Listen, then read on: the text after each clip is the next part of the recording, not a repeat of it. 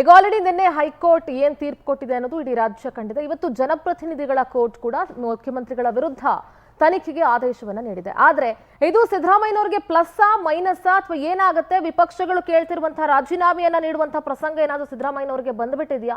ಇದೆಲ್ಲದರ ಬಗ್ಗೆ ಕಂಪ್ಲೀಟ್ ಆಗಿ ಇವತ್ತಿನ ಪವರ್ ಫೋಕಸ್ ನಲ್ಲಿ ಚರ್ಚೆ ಮಾಡ್ತಾ ಹೋಗ್ತೀನಿ. ಲೋಕಾಯುಕ್ತ ತನಿಖೆಗೆ ಕೂಡ ಕೋರ್ಟ್ ಡೈರೆಕ್ಷನ್ ಅನ್ನ ಕೊಟ್ಟಿದೆ. ಸೊ ಇದ್ರ ಬಗ್ಗೆ ಚರ್ಚೆ ಮಾಡ್ತಾ ಹೋಗೋಣ. ನಮ್ಮ ಜೊತೆಗೆ ಒಂದಷ್ಟು ಜನ ಅತಿಥಿಗಳು ಕೂಡ ಇದ್ದಾರೆ. ಸೊ ಇದೇ ಹೊತ್ತಿನ ವಿಶೇಷ, ಸಿದ್ದುಗೆ ಲೋಕಾಸ್ತ್ರ. ಮೂಡಾ ಚಕ್ರವ್ಯೂಹದಲ್ಲಿ ಸಿಕ್ಕಾಕೊಂಡಿರುವಂತಹ ಸಿಎಂ ಸಿದ್ದರಾಮಯ್ಯ ಅವರಿಗೆ ಎಫ್ಐಆರ್ ಶಾಕ್. ಸಿದ್ದರಾಮಯ್ಯ ರಾಜಕೀಯ ಜೀವನದಲ್ಲಿ ಕಂಡರಿಯದ ಆಘಾತ. ಸಿದ್ದರಾಮಯ್ಯ ವಿರುದ್ಧ ಎಫ್ಐಆರ್ ದಾಖಲಿಸೋದಕ್ಕೆ ಕೋರ್ಟ್ ಆದೇಶ ಕೊಟ್ಟಿದೆ. ಜನಪ್ರತಿನಿಧಿಗಳ ವಿಶೇಷ ಕೋರ್ಟ್ನಿಂದ ಎಫ್ಐಆರ್ ದಾಖಲಿಸೋದಕ್ಕೆ ಆದೇಶವನ್ನ ನೀಡಲಾಗಿದೆ. ನಾಳೆ ಸಿಎಂ ವಿರುದ್ಧ ಲೋಕಾಯುಕ್ತದಲ್ಲಿ ಎಫ್ಐಆರ್ ದಾಖಲಾಗುವಂತಹ ಸಾಧ್ಯತೆ ಇದೆ. ಮೈಸೂರು ಲೋಕಾಯುಕ್ತ ಎಸ್ಪಿಗೆ ತನಿಖೆಯ ಹೊಣೆಯನ್ನ ಜನಪ್ರತಿನಿಧಿಗಳ ವಿಶೇಷ ನ್ಯಾಯಾಲಯ ವಹಿಸಿದೆ. ತನಿಖೆ ನಡೆಸಿ ಡಿಸೆಂಬರ್ 24ಕ್ಕೆ ಸಂಪೂರ್ಣ ವರದಿಯನ್ನ ಸಲ್ಲಿಸಬೇಕು ಅಂತ ಕೂಡ ಕೋರ್ಟ್ ಒಂದು ಡೆಡ್ಲೈನ್ ಅನ್ನ ಕೂಡ ಕೊಟ್ಬಿಟ್ಟಿದೆ. ಮೈಸೂರು ಲೋಕಾಯುಕ್ತ ಎಸ್ಪಿಗೆ ಆದೇಶ ಮಾಡಿದೆ ಕೋರ್ಟ್. ತನಿಖೆಗೆ ಹೆದರಲ್ಲ, ಎದುರಿಸೋದಕ್ಕೆ ಸಿದ್ಧ ಅಂತ ಒಂದ್ ಕಡೆ ಸಿದ್ದರಾಮಯ್ಯನವರು ಕೂಡ ಹೇಳಿದ್ದಾರೆ. ಕಾನೂನು ಸಮರದ ಬಗ್ಗೆಯೂ ಕೂಡ ಚರ್ಚೆ ಮಾಡ್ತೀನಿ ಅಂತ ಕೂಡ ಮುಖ್ಯಮಂತ್ರಿಗಳು ಹೇಳಿದ್ದಾರೆ. 40 ವರ್ಷದ ಸುದೀರ್ಘ ರಾಜಕೀಯ ಬದುಕಿನಲ್ಲಿ ಎಲ್ಲೂ ಕೂಡ ಕಪ್ಪು ಚುಕ್ಕೆ ಇಲ್ಲದಂತೆ ಬಂದಂತಹ ಸಿದ್ದರಾಮಯ್ಯನವರು ಈಗ ಮೂಡಾ ಹಗರಣದ ವಿಚಾರದಲ್ಲಿ ಇದು ಒಂದು ಕಪ್ಪು ಚುಕ್ಕಿ ಆಗಿದೆ.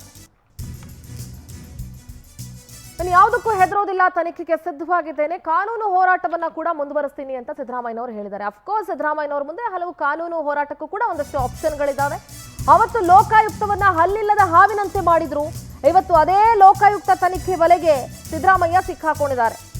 3 ತಿಂಗಳಲ್ಲಿ ಸಿದ್ದರಾಮಯ್ಯ ರಾಜಕೀಯ ಭವಿಷ್ಯ ನಿರ್ಧಾರ ಆಗುತ್ತಾ ಅನ್ನುವಂಥ ಪ್ರಶ್ನೆ ಈಗ ರಾಜ್ಯ ರಾಜಕೀಯ ವಲಯದಲ್ಲಿ ಚರ್ಚೆಯಲ್ಲಿದೆ. 40 ವರ್ಷದ ರಾಜಕೀಯ ಜೀವನದಲ್ಲಿ ಕಪ್ಪು ಚುಕ್ಕೆ ಇಲ್ಲ ಅಂತ ಸಿಎಂ ಹೇಳ್ತಾ ಇದ್ರು. ಸಿದ್ದರಾಮಯ್ಯ ರಾಜಕೀಯ ಜೀವನದಲ್ಲಿ ಈಗ ಮೂಡಾ ಮಸಿ ಅಂಟ್ಕೊಂಡಿದೆ. ಸಾರ್ವಜನಿಕವಾಗಿ ಕಾಣಿಸಿಕೊಳ್ಳದ ಸಿಎಂ ಪತ್ನಿ ಅವರೂ ಕೂಡ ವಿಚಾರಣೆಯ ಬಿಸಿಯನ್ನ ಎದುರಿಸಬೇಕಾಗಿದೆ. ಕಾನೂನು ಸಮರ ಅಂತ ಹೇಳಿರುವಂತಹ ಸಿಎಂ ಸಿದ್ದರಾಮಯ್ಯಗೆ ಜಯ ಸಿಗುತ್ತಾ? ಕಾನೂನು ಸಮರದಲ್ಲೂ ಕೂಡ ಹಿನ್ನಡೆ ಆಗ್ಬಿಟ್ರೆ ವಾಟ್ ನೆಕ್ಸ್ಟ್? ಸಿದ್ದರಾಮಯ್ಯ ಬೆಂಬಲಕ್ಕೆ ಕಾಂಗ್ರೆಸ್ನ ಹೈಕಮಾಂಡ್ ನಿಲ್ಲುತ್ತಾ? ಕಾಂಗ್ರೆಸ್ನಲ್ಲಿ ಇನ್ನಷ್ಟು ಜೋರಾಗುತ್ತಾ ನೆಕ್ಸ್ಟ್ ಸಿಎಂ ಅನ್ನುವಂತಹ ರಾಜಕೀಯ? ಹಲವು ಪ್ರಶ್ನೆಗಳಿದ್ದಾವೆ. ಏನು ಬೇಕಾದರೂ ಆಗಬಹುದು. ಸಿದ್ದರಾಮಯ್ಯನವರು ಅಷ್ಟು ಸುಲಭವಾಗಿ ರಾಜೀನಾಮೆ ಕೊಟ್ಟು ಕೆಳಗಿಳಿಯಲ್ಲ ಅಂತ ಅಂದ್ಕೊಳ್ತೀನಿ. ಸ್ಟಿಲ್ ಹೈಕಮಾಂಡ್ ಏನ್ ನಿರ್ಧಾರ ತೆಗೆದುಕೊಳ್ಳುತ್ತೆ ಅದ್ರ ಮೇಲೆ ಕೂಡ ಎಲ್ಲವೂ ನಿಂತ್ಕೊಂಡಿದೆ.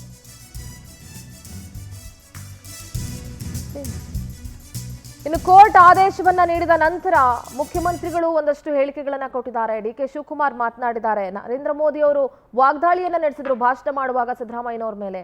ಜೊತೆಗೆ BY ವಿಜಯೇಂದ್ರ ಕೂಡ ಮಾತನಾಡಿದ್ದಾರೆ. ಯಾರ್ಯಾರು ಏನೇನ್ ಮಾತನಾಡಿದ್ರು ಕೇಳಿಸ್ಕೊಳ್ಳಿ. ಇನ್ವೆಸ್ಟಿಗೇಷನ್ ಎದುರಿಸಲಿಕ್ಕೆ ತಯಾರಾಗಿದ್ದೀವಿ. ತನಿಖೆಗಳಿಗೆ ಯಾವುದಕ್ಕೂ ಕೂಡ ಎದುರಲ್ಲ. ಕಾನೂನು ರೀತಿಯ ಹೋರಾಟ ಮಾಡಲಿಕ್ಕೆ ತಯಾರಾಗಿದ್ದೀವಿ. ನಿನ್ನೆ ಈ ಮಾತುಗಳನ್ನು ಕೂಡ ಹೇಳಿದ್ದೀನಿ. ಈಗಲೂ ಅದೇ ಮಾತುಗಳನ್ನು ಪುನರುಚ್ಚಾರ ಮಾಡ್ತಾ ಇದ್ದೀನಿ. ಈಗ ನನಗೆ ಗೊತ್ತಿರೋ ಮಟ್ಟಿಗೆ ರೆಫರ್ ಮಾಡಿದ್ದಾರೆ ಲೋಕಾಯುಕ್ತಕ್ಕೆ ರೆಫರ್ ಮಾಡಿದ್ದಾರೆ. ಮೈಸೂರು ಲೋಕಾಯುಕ್ತಕ್ಕೆ ರೆಫರ್ ಮಾಡಿದ್ದಾರೆ. ಬಿಕಾಸ್ ಅಲ್ಲಿ ಕಂಪ್ಲೇಂಟ್ ಕೊಟ್ಟಿದ್ದರು ದೂರುದಾರರು ಮೈಸೂರಿನವರು. ಮತ್ತೆ ಮೂಡಾ ಮೈಸೂರಿನಲ್ಲಿದೆ ಅಂತ ಮಾಡಿರಬೇಕು ಅಂತ ಅಂದ್ಕೊಂಡಿದ್ದೀನಿ ನಾನು. ಅಲ್ಲಿಗೆ ಮಾಡಬೇಕು. ಯಾಕಂದ್ರೆ ತನಿಖೆ ಮಾಡಿ ಅಂತೇಳಿ ನೆನೆನೇ ಹೇಳಿದ್ದಾರೆ. ತನಿಖೆ ಮಾಡಿ ಅಂತ ನೆನೆನೇ ಹೇಳಿದ್ದಾರೆ. ಅದರ ಪ್ರಯುಕ್ತ ಈ ತನಿಖೆಯನ್ನ ಮಾಡಿದ್ದಾರೆ. ನಾವು ಇನ್ನೂ ಮಾತಾಡಿದ್ವಲ್ಲಪ್ಪ. ಪೂರ್ಣ ಆದೇಶ ಸಿಕ್ಕಿದ ಮೇಲೆ ಅವೆಲ್ಲ ಮಾತಾಡೋದು. ಪೂರ್ಣ ಆದೇಶ ಸಿಕ್ಕಿದ ಮೇಲೆ, ಇವತ್ತಿನ ಆದೇಶ ಸಿಕ್ಕಿದ ಮೇಲೆ ನಾವು ಲಾಯರ್ಗಳ ಜೊತೆ ಚರ್ಚೆ ಮಾಡಿ will take A final decision. ಅದಕ್ಕೆ ತಡೆ ಮಾಡಿದಾರ? ಅದು ಮುಂದುವರಿಯುತ್ತದೆ. ಅದು ಮೂಡಕ್ಕೆ ಸಂಬಂಧಪಟ್ಟಂತೆ ಮುಂದುವರಿಯುತ್ತದೆ. ಕಮಿಷನ್ ತಡೆ ಮಾಡಿಲ್ಲ. ಲೋಕಾಯುಕ್ತವರೇ ಮಾಡಬೇಕಲ್ಲಪ್ಪ ತನಿಖೆನ. ಪ್ಯಾರಲಲ್ ಇಲ್ಲ. ಲೋಕಾಯುಕ್ತನೇ ತನಿಖೆ ಮಾಡಬೇಕು. ಅದನ್ನ ಸಂಪೂರ್ಣ ಆದೇಶ ಓದಿದ ಮೇಲೆ ನಾಳೆ ಬೆಳಿಗ್ಗೆ ರಿಯಾಕ್ಟ್ ಮಾಡ್ತೀವಿ. ನಾವು ಇನ್ವೆಸ್ಟಿಗೇಷನ್ ತನಿಖೆ ಮಾಡಬೇಕಂತ ಹೇಳಿದ್ದಾರೆ ಸರ್. ನನಗಿನ್ನ ಗೊತ್ತಿಲ್ಲ, ಈಗ ಜಸ್ಟ್ ಬರ್ತಾ ಇದ್ದೀನಿ, ತಿಳ್ಕೊಂಡು ಮಾತಾಡ್ತೀನಿ. ತನಿಖೆ ಮಾಡಬೇಕಂತ ಹೇಳಿದ್ದಾರೆ ಸರ್. ನನಗಿನ್ನ ಗೊತ್ತಿಲ್ಲ, ಈಗ ಜಸ್ಟ್ ಬರ್ತಾ ಇದ್ದೀನಿ, ತಿಳ್ಕೊಂಡು ಮಾತಾಡ್ತೀನಿ. ತನಿಖೆ ಮಾಡಬೇಕಂತ ಹೇಳಿದ್ದಾರೆ ಸರ್. ನನಗಿನ್ನ ಗೊತ್ತಿಲ್ಲ, ಈಗ ಜಸ್ಟ್ ಬರ್ತಾ ಇದ್ದೀನಿ. कांग्रेस ने उस समय बनाई थी, आज कर्नाटक में उनकी सरकार है। जरा देखिए, अभी तो 2 साल हुए हैं, क्या हाल करके रखा है। वहां कांग्रेस के मुख्यमंत्री उन पर जमीन घोटाले के आरोप लगे हैं।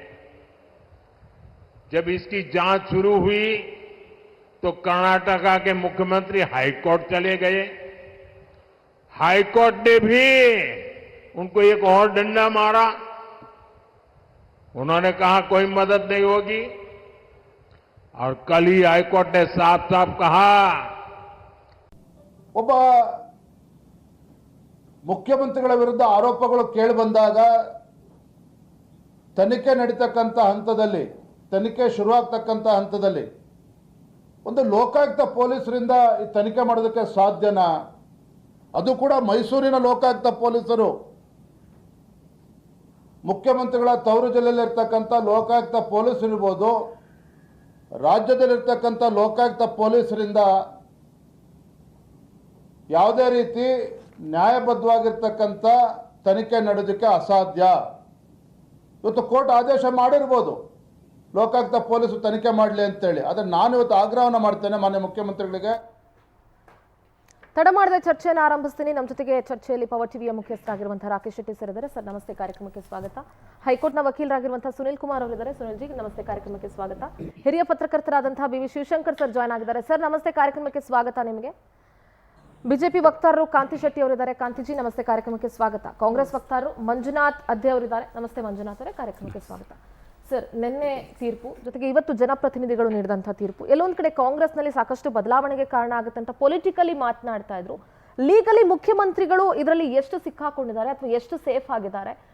ಈ ನಾವೆಲ್ಲರೂ ಹೇಳ್ತಿರುವಂತೆ ಅಥವಾ ಅಂದುಕೊಂಡಂತೆ ಬಹಳ ದೊಡ್ಡ ಸಂಕಷ್ಟ ಏನಾದರೂ ಎದುರಾದಂತೆ ಕಾಣಿಸುತ್ತಾ ಮುಖ್ಯಮಂತ್ರಿಗಳಿಗೆ? ತನಿಖೆನ ಫೇಸ್ ಮಾಡ್ತೀನಿ ಅಂತ ಹೇಳಿದ್ದಾರೆ.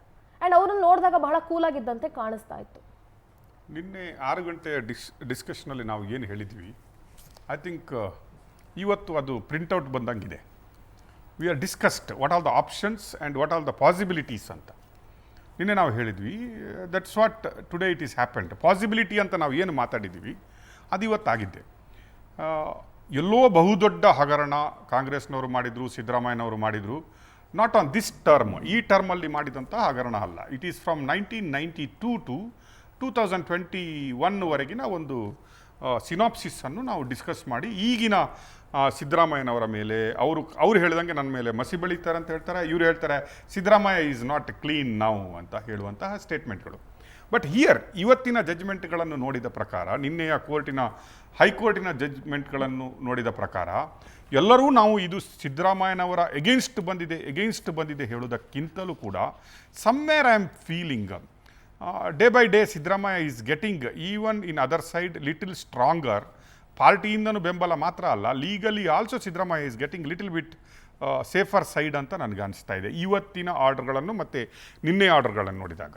ಹೈಕೋರ್ಟ್ ಜಡ್ಜ್ಮೆಂಟ್ ನಿನ್ನೆ ಕ್ಲಿಯರಾಗಿ ಹೇಳಿದರೆ 17A ಪ್ರಕಾರ ಅವರನ್ನು ಇನ್ವೆಸ್ಟಿಗೇಷನ್ಗೆ ನಾವು ಅಪ್ರೂವಲ್ ಕೊಟ್ಟಿದ್ದೀವಿ, not a sanction, it is a approval for investigation. And ಇವತ್ತು ಅದಕ್ಕೆ ಕೆಳ ನ್ಯಾಯಾಲಯ, ಜನಪ್ರತಿನಿಧಿಗಳ ನ್ಯಾಯಾಲಯ ಏನಿದೆ, yes I am directing for investigation ಅಂದರೆ ಇವತ್ತಿನ ಜಡ್ಜ್ಮೆಂಟಲ್ಲಿ ಏನು ಹೇಳಿದ್ದಾರೆ ಅಂದರೆ 218 BNSS ಯಾವುದು ಇದೆ ಅದು ಈಗಿನ ಮಾಡಿಫೈಡ್ ಲಾ ಆಗಿರೋದ್ರಿಂದ ಈ ಕ್ರೈಮ್ 1992 ಮತ್ತು ಮಾಡಿಫೈಡ್ ಆಗುವ ಮೊದಲಿನ CRPC 197 ಪ್ರಕಾರ ಅವರ ಮೇಲೆ FIR ಮಾಡಿ ತನಿಖೆ ಕೈಗೊಳ್ಳಿ ಅಂತ ಹೇಳಿದೆ. ಹಿಯರ್ FIR ಆದ ಕೂಡಲೇ ಸಿದ್ದರಾಮಯ್ಯನವರು ಎಲ್ಲ ಮುಗಿದೋಯ್ತು ಅಥವಾ ಆಗಿದೆ ಅಂತ. ಐ ಥಿಂಕ್ ಸಾವಿರಾರು FIRಗಳು ಎಲ್ಲ ಮಂತ್ರಿಗಳ ಮೇಲೆ, ಎಲ್ಲರ ಮೇಲೆ FIR ಆಗಿದ್ದು ಇದೆ, ತನಿಖೆಗಳನ್ನು ನಡೆಸ್ತಾ ಇರೋದಿದೆ. ಅದು ಬಿಟ್ಟು ಚಾರ್ಜ್ ಶೀಟ್ ಆಗಿದ್ದು ಇದೆ, ಚಾರ್ಜ್ ಶೀಟ್ ಬಂದು ಗವರ್ನರ್ ಆಫೀಸಲ್ಲಿ ಬೆಂಚ್ ಬಿಸಿ ಮಾಡಿಸ್ತಾ ಇದ್ದು ಇದೆ. That is all there. ನಾವು ಹಿಯರ್ ಇವತ್ತಿನ ಫೈಂಡಿಂಗ್ಸ್, ನಿನ್ನೆಯ findings it is only 17A and ಇನ್ನೊಂದು ಫೈಂಡಿಂಗ್ಸ್ ಏನು ಕೊಟ್ಟಿದ್ದಾರೆ ಅಂದರೆ 218 BNSS ಈಗ ಬರಲ್ಲ, ಇನ್ವೆಸ್ಟಿಗೇಷನ್ ಆಗಬೇಕು. ಪ್ರಾಸಿಕ್ಯೂಷನ್ಗೆ ಏನಾದರೂ ಅನುಮತಿ ಬೇಕಾದರೆ it is only after the investigation IO should ask ಅನ್ನುವ ಒಂದು ಡಿಟೇಲ್ಡ್ ಇದನ್ನು ಕೊಟ್ಟಿದ್ದಾರೆ. Prima facie as there is some arguments happened. ಆರ್ಗ್ಯುಮೆಂಟಲ್ಲಿ ಇದೆಲ್ಲ ಕ್ಲೈಮ್ ಮಾಡ್ತಾ ಇದ್ದಾರೆ ಕಂಪ್ಲೇಂಟ್ಸ್ಗಳು. ಅದನ್ನು ಇನ್ವೆಸ್ಟಿಗೇಷನ್ ಮಾಡಿದ್ರೇ ಕೋರ್ಟ್ನು ಹೋಗ್ಬಿಟ್ಟು ಅದರ ಮೇಲೆ ಜಜ್ಮೆಂಟ್ ಮಾಡ್ಕೋ. Court is not A investigation agency, it is only referring the arguments. That is right. ಇವತ್ತಿನ ಜಡ್ಜ್ಮೆಂಟ್ ಪ್ರಕಾರ ನೋಡಿದಾಗ ಒಂದು ಪಾಯಿಂಟ್, ಫಸ್ಟ್ ಮೇನ್ ಪಾಯಿಂಟ್ ಏನಂದರೆ ದೇವರಾಜು ಈ ನೋಟಿಫಿಕೇಷನನ್ನು ಡಿನೋಟಿಫೈ ಕೇಳಲಿಕ್ಕೆ ಅರ್ಹನಲ್ಲ ಅಂತ ಸಿಂಗಲ್ ಪಾಯಿಂಟ್. ಇನ್ನೊಂದು, ಭೂ ಪರಿವರ್ತನೆ ಆದ ಜಾಗವನ್ನೇ ಪುನಃ ಭೂ ಪರಿವರ್ತನೆ ಮಾಡಿಕೊಂಡಿದ್ದಾರೆ ಸಿದ್ದರಾಮಯ್ಯನವರ ಇದಕ್ಕೆ ಅಂತ ಹೇಳುವ ಕೆಲವು ಪಾಯಿಂಟ್ಗಳು. I think technically there is some wrong things here ಆಗಿದೆ ಕೋರ್ಟಲ್ಲೂ ನಾನು ಹೇಳ್ತೀನಿ. ನಂಬರ್ 1, ಯಾಕಂದರೆ ನೋಟಿಫಿಕೇಷನ್ ಆಗಿರೋದು ನಿಂಗ ತಂದೆ ಜೌರ ಇರುವವ್ರ ಬಗ್ಗೆ. ಅವರು ಸಾಯ್ತಾರೆ. ಅವರು ಸತ್ತ ಮೇಲೆ ಅವರ ಮಗನಾದಂತಹ ದೇವರಾಜ್ ಅವರು ನಮಗೆ ಜಮೀನಿಲ್ಲ, ನಮಗೆ ಬಿಟ್ಟು ಕೊಡಿ ಅನ್ನುವ ಅಪ್ಲಿಕೇಶನ್ ಕೊಡ್ತಾರೆ. ಅದರ ಮೇಲೆ ಡಿನೋಟಿಫೈ ಆಗುತ್ತೆ. ಡಿನೋಟಿಫೈನು ಸತ್ತವರ ಮೇಲೆ ಏನಕ್ಕಾಗತ್ತೆ ಅಂದರೆ ನೋಟಿಫೈ ಆಗಿರೋದು ತಂದೆ ಹೆಸರಲ್ಲಿರೋದ್ರಿಂದ ಅದೇ ಹೆಸರಲ್ಲಿ ಡಿನೋಟಿಫೈ ಆಗುತ್ತೆ. ಮತ್ತು ದೇವರಾಜ್ ಅವರು ಒಂದು ಡಿನೋಟಿಫೈ ಆದ ಮೇಲೆ ಪಾವತಿ ಖಾತೆ ನಮ್ಮ ತಂದೆ ಈಗ ಇಲ್ಲ, ನಾನು ಅವರ ಮಗ ಅಂತ ಹೇಳಿಬಿಟ್ಟು ಅವರ ಹೆಸರಲ್ಲಿ ಆ ಜಾಗದ RTCಗಳನ್ನು ಮತ್ತು ಖಾತೆಯನ್ನು ಕೂರಿಸ್ಕೊಳ್ತಾರೆ. I don't find anything wrong here. ಅಂದರೆ ಪ್ರೊಸೀಜರಲ್ ರಾಂಗ್. ಅದು ಏನಕ್ಕೆ ಮಾಡಿದ್ದಾರೆ ಏನು ಐ ಆಮ್ ನಾಟ್ ಟೆಲಿಂಗ್. ಪ್ರೊಸೀಜರಲ್ಲಿ ಕೋರ್ಟ್ ಹೇಳಿದಂಗೆ ಸತ್ತವರ ಹೆಸರಲ್ಲಿ ಯಾಕೆ ಮಾಡಿದ್ರು, ದೇವರಾಜ್ಗೆ ಅಧಿಕಾರ ಇರಲಿಲ್ಲ ಅಂತ ಹೇಳೋದು I don't know where it is.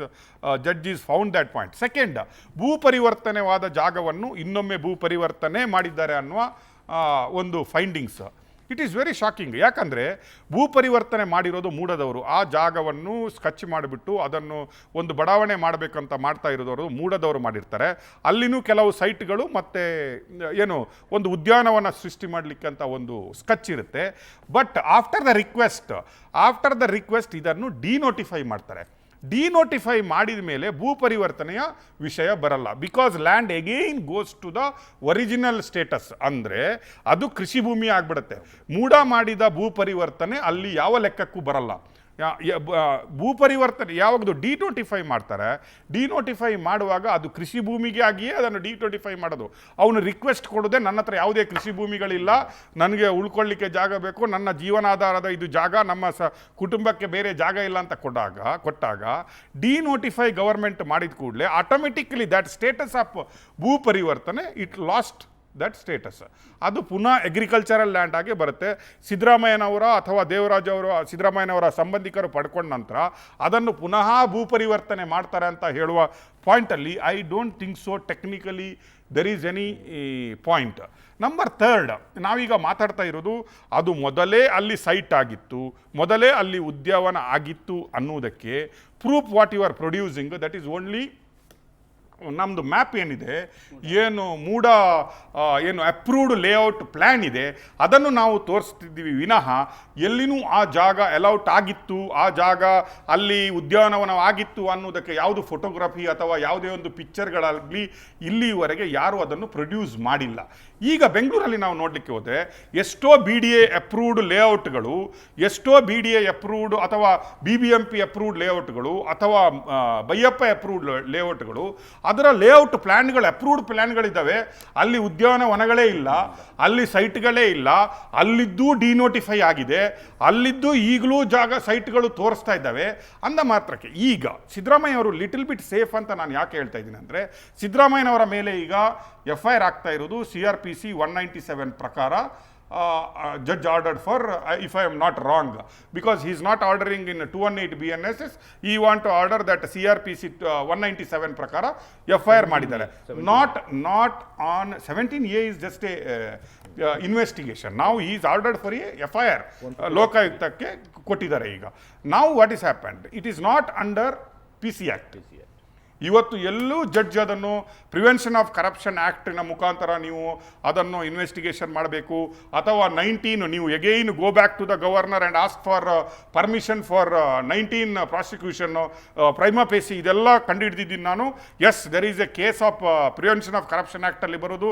You go back to the relevant authority to ask and 19 PC act ಪ್ರಕಾರ ಮಾಡಿ ಅಂತ ಹೇಳಿಬಿಟ್ಟಿದ್ರೆ, again Abraham and team go back to governor and ask. Court ಹೇಳಿದೆ prima facie there is evidence, ಅದರ ಮೇಲೆ ಅವರನ್ನು prosecute ಮಾಡಬೇಕಂತ ಕೇಳಿಬಿಟ್ಟಿದ್ರೆ ಸಿದ್ದರಾಮಯ್ಯ ಕೂಡ little bit in more problem. ಯಾಕಂದರೆ PC act prevention of corruption act ಮೇಲೆ ಏನಾದರೂ ಸಿದ್ದರಾಮಯ್ಯನವರ ಮೇಲೆ FIR ಆಗಿಬಿಟ್ಟಿದ್ರೆ, like ED could have entered easily, because that goes to you, and ED, you will get automatic right to come in and interfere in the investigation. Here Siddaramaiah ಈಗ CRPC ಇಂದ ಆಗಿರೋದ್ರಿಂದ ಇನ್ನು 3 ತಿಂಗಳು ಇದೆ. ನೀವು ಈಗ BJP ಅವರು ಹೇಳಿದಾಗೆ ಸಿದ್ದರಾಮಯ್ಯನವರ ಒಟ್ಟಿಗೆ ಲೋಕಾಯುಕ್ತ ಇದೆನಾ, ಅಥವಾ we can't blame that game. ಯಾಕಂದರೆ ಈಗ ಸೆಂಟ್ರಲ್ ಗೌರ್ಮೆಂಟಲ್ಲಿ BJP ಇದೆ, there is lot of CBI investigations are ordered. ಅಂದ್ರೆ ಮಾತ್ರಕ್ಕೆ ಕೇಂದ್ರ ಸರ್ಕಾರ ಇದೆ, ಕೇಂದ್ರ ಸರ್ಕಾರದ ಅಂಡರಲ್ಲಿ CBI ಇದೆ ಅಂತ ಮೊನ್ನೆ ನಾನು ನಿನ್ನೆ ಡಿಸ್ಕಸ್ನಲ್ಲಿ ಹೇಳಿದೆ. ನೀಟ್ ಇನ್ವೆಸ್ಟಿಗೇಷನ್, ನೀಟ್ ಪ್ರಾಬ್ಲಮ್ ಆಯಿತು, CBIಗೆ ಇನ್ಕ್ವೈರಿ ಆಯಿತು, ಸುಪ್ರೀಂ ಕೋರ್ಟೇ ಹೇಳ್ತು CBI ಇನ್ಕ್ವೈರಿ ಮಾಡಿ ರಿಪೋರ್ಟ್ ಕೊಡಿ ಅಂತ. Nobody is resigned, or nobody education minister resign ಕೊಟ್ಟಿಲ್ಲ, ಅಥವಾ ನರೇಂದ್ರ ಮೋದಿಗೆ ಯಾರು ರೆಸಿಗ್ನೇಷನ್ ಕೊಡಿ ಅಂತ ಹೇಳಿಲ್ಲ. ನೋಬಡಿ ಈಸ್ ಟೇಕನ್, ನೈತಿಕ ಆಧಾರದ ಮೇಲೇನು ಕೊಟ್ಟಿಲ್ಲ. ಈಗ we have to trust the investigation. Lokayukta ಆಗಲಿ ಅದು ಯಾರೇ ಆಗಲಿ, ವಿ ಹ್ಯಾವ್ ಟು ಟ್ರಸ್ಟ್. ನಾವು Siddaramaiah like he said, I am ready to face the investigation. ನಾನು ಇನ್ವೆಸ್ಟಿಗೇಷನ್ ಫೇಸ್ ಮಾಡ್ತೀನಿ, ನಾನು ಪ್ರೂಫ್ಗಳನ್ನು ಕೊಡ್ತೀನಿ, ನಾನು ಲೋಕಾಯುಕ್ತದ ಮುಂದೆ ಹಾಜರಾಗ್ತೀನಿ. Let us wait for 3 months. 3 months ಆದಮೇಲೆ ರಿಪೋರ್ಟ್ ಬರ್ಬೋದು. ಅದರ ಮೇಲೆ ನನ್ನ ಎಗೇನ್ಸ್ಟ್ ಬಂದರೆ ಏನಾಗುತ್ತೆ, IO again has to go back to governor. 19 PC act ಪ್ರಕಾರ ಪ್ರಾಸಿಕ್ಯೂಷನ್ ಮಾಡಲಿಕ್ಕೆ ಸ್ಯಾಂಕ್ಷನ್ ಕೇಳಬೇಕು, like how it is Kumaraswamy's prosecution application is pending in front of governor. ಈಗ ನನಗನ್ಸುತ್ತೆ ಇವತ್ತಿನ ಜಜ್ಮೆಂಟ್ ನೋಡಿದ ಪ್ರಕಾರ ಕೆಲವರು ಹೇಳ್ತಾ ಇದ್ರು ಸಿದ್ದರಾಮಯ್ಯನವರಿಗೆ 3 ತಿಂಗಳು ಅಂತ. ಐ ಥಿಂಕ್ ಇನ್ ಬಿಟ್ವೀನ್ HDKಗೂ 3 ತಿಂಗಳು ಅಂತ ಹೇಳಲಿಕ್ಕೆ ಇಷ್ಟಪಡ್ತೀನಿ. ಯಾಕಂದರೆ ನಾವು governor having a more responsibility to clear 19 prosecution application ಏನು ಪೆಂಡಿಂಗ್ ಇದೆ HDKದ್ದು. I don't think so he can push more than 3 months along with Kumaraswamy ಅವರ ಒಟ್ಟಿಗೆ ಸಿದ್ದರಾಮಯ್ಯನವರ ಪ್ರಾಸಿಕ್ಯೂಷನ್ ಏನಾದರೂ ಅಪ್ಲಿಕೇಶನ್ ಬಂದರೆ I think he has to push even HDK application also, which is ready for charge sheet ready ಆಗಿದೆ, it is pending for submitting in to court. ಈಗ ಸಿದ್ದರಾಮಯ್ಯನವ್ರದ್ದು 3 ತಿಂಗಳು ಇನ್ನೂ ಏನು ಇನ್ವೆಸ್ಟಿಗೇಷನ್ ಆಗಬೇಕು, ಬಟ್ HDK ಅವ್ರದ್ದು ಅಲ್ಲಿ ಬಿದ್ದುಕೊಂಡಿದೆ. ಇಲ್ಲಿ ರಾಜ್ಯಪಾಲರನ್ನು ಇಕ್ಕಟ್ಟಿಗೆ ಬರುವ ಸ್ಥಿತಿಯಲ್ಲಿದ್ದಾರೆ. ಅಂದರೆ ಇಟ್ ಈಸ್ ನಾಟ್, ಮೊದಲೇ ಹೇಳ್ತಾ ಇದ್ದಾರೆ BJP ಅವರು, ಕಾಂಗ್ರೆಸ್ ಅವರು, ರಾಜ್ಯಪಾಲರು ಸೆಂಟ್ರಲ್ ಗೌರ್ಮೆಂಟಿನ ಅಣತಿಯಂತೆ ಕೆಲಸ ಮಾಡ್ತಾ ಇದ್ದಾರೆ, ಅವರಿಗಾಗೆ ಕೆಲಸ ಮಾಡ್ತಾ ಇದ್ದಾರೆ, ಅವರಿಂದಾಗಿ HDKಗೆ ಒಂದು ರೂಲ್ಸು, ನಮಗೊಂದು ರೂಲ್ಸ್ ಅಂತ ಏನು ಬೊಬ್ಬೆ ಹೊಡಿತಾ ಇದ್ದೀರಿ, ಅದಕ್ಕೆ ರಿಸಲ್ಟ್ ಕೊಡುವ I think that time is fixed now within 90 days. Time is fixed. It's both Siddaramaiah and even Siddaramaiya may get one more option. ಈ ಚಾರ್ಜ್ ಶೀಟನ್ನು ಹೋಗಿ ಪುನಃ ಕ್ವಶನ್ ಮಾಡ್ಬೋದೋ ಏನೋ ಗೊತ್ತಿಲ್ಲ, ಅಥವಾ ರಿಪೋರ್ಟ್ ಏನಾದರೂ ಸಿದ್ದರಾಮಯ್ಯ ಫೇವರ್ನು ಬಂದ್ರೂ complaint again go back to the court and ask, ಇಲ್ಲ ಇವ್ರದ್ದು ಲೋಕಾಯುಕ್ತ ಇವರಿಗೆ ಸರಿಯಾಗಿ ಮಾಡಿಲ್ಲ, ಇವರೇ CM ಇದ್ದರು, ಇದನ್ನು CBI ಕೊಡಿ ಅಂತಲೂ ಹೋಗಿ ಕೇಳ್ಬೋದು. I think that option is also left out. But Siddaramaiya is having safer 3 months, what I heard. But even HDK also is in problem now.